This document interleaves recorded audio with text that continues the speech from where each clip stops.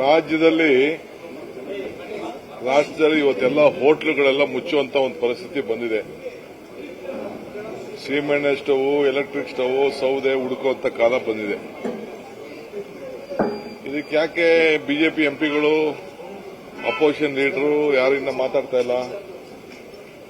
ಈ ದೇಶದಲ್ಲಿ ಇಂಥ ಒಂದು ದೊಡ್ಡ ಸಮಸ್ಯೆ ಬಂದಿದೆ. ರಾಷ್ಟ್ರದಲ್ಲೂ ಕೂಡ ಪಾರ್ಲಿಮೆಂಟ್ ಅಲ್ಲಿ ಇದ್ರ ಬಗ್ಗೆ ಉತ್ತರವನ್ನ ಕೊಡಬೇಕಾಗಿದೆ, ಚರ್ಚೆ ಕೂಡ ಮಾಡಬೇಕಾಗಿದೆ. ಸೊ ಅದಕ್ಕೆ ಎಲ್ಲ ಪಾಪ ಜನ ಕೇಳ್ತಾ ಇದ್ದಾರೆ, ಏನ್ ನಮ್ಮ ಅಡಿಗೆ ಪರಿಸ್ಥಿತಿ ಏನು ಅಂತ.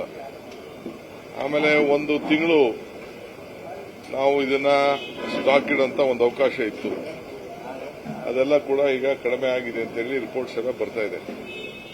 ಸೊ ಕೂಡಲೇ ಸೆಂಟ್ರಲ್ ಗವರ್ಮೆಂಟ್ ಇದ್ರ ಬಗ್ಗೆ ಸಾರ್ಟ್ ಔಟ್ ಮಾಡಬೇಕು.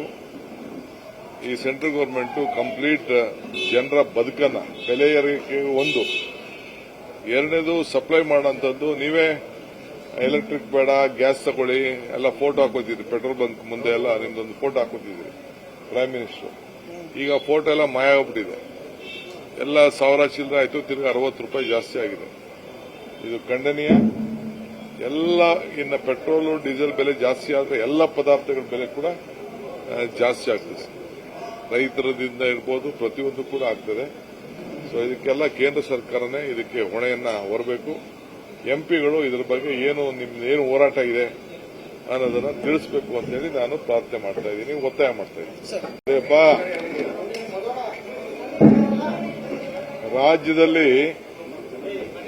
ರಾಜ್ಯದಲ್ಲಿ ಇವತ್ತೆಲ್ಲ ಹೋಟ್ಲುಗಳೆಲ್ಲ ಮುಚ್ಚುವಂತ ಒಂದು ಪರಿಸ್ಥಿತಿ ಬಂದಿದೆ. ಸೀಮೆಣ್ಣೆ ಸ್ಟವ್, ಎಲೆಕ್ಟ್ರಿಕ್ ಸ್ಟವ್, ಸೌದೆ ಹುಡುಕುವಂತ ಕಾಲ ಬಂದಿದೆ.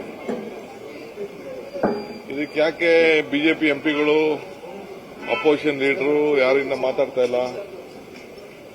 ಈ ದೇಶದಲ್ಲಿ ಇಂಥ ಒಂದು ದೊಡ್ಡ ಸಮಸ್ಯೆ ಬಂದಿದೆ. ರಾಷ್ಟ್ರದಲ್ಲೂ ಕೂಡ ಪಾರ್ಲಿಮೆಂಟ್ ಅಲ್ಲಿ ಇದ್ರ ಬಗ್ಗೆ ಉತ್ತರವನ್ನ ಕೊಡಬೇಕಾಗಿದೆ, ಚರ್ಚೆ ಕೂಡ ಮಾಡಬೇಕಾಗಿದೆ. ಸೊ ಅದಕ್ಕೆ ಎಲ್ಲ ಪಾಪ ಜನ ಕೇಳ್ತಾ ಇದ್ದಾರೆ, ಏನ್ ನಮ್ಮ ಅಡಿಗೆ ಪರಿಸ್ಥಿತಿ ಏನು ಅಂತ.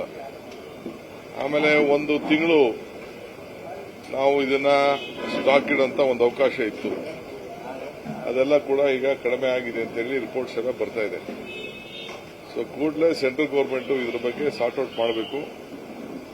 ಈ ಸೆಂಟ್ರಲ್ ಗವರ್ಮೆಂಟ್ ಕಂಪ್ಲೀಟ್ ಜನರ ಬದುಕನ್ನ, ಬೆಲೆ ಏರಿಕೆ ಒಂದು, ಎರಡನೇದು ಸಪ್ಲೈ ಮಾಡೋಂಥದ್ದು. ನೀವೇ ಎಲೆಕ್ಟ್ರಿಕ್ ಬೇಡ, ಗ್ಯಾಸ್ ತಗೊಳ್ಳಿ ಎಲ್ಲ ಫೋಟೋ ಹಾಕೋತಿದ್ರಿ, ಪೆಟ್ರೋಲ್ ಬಂಕ್ ಮುಂದೆ ಎಲ್ಲ ನಿಮ್ದೊಂದು ಫೋಟೋ ಹಾಕೋತಿದ್ರಿ ಪ್ರೈಮ್ ಮಿನಿಸ್ಟರ್.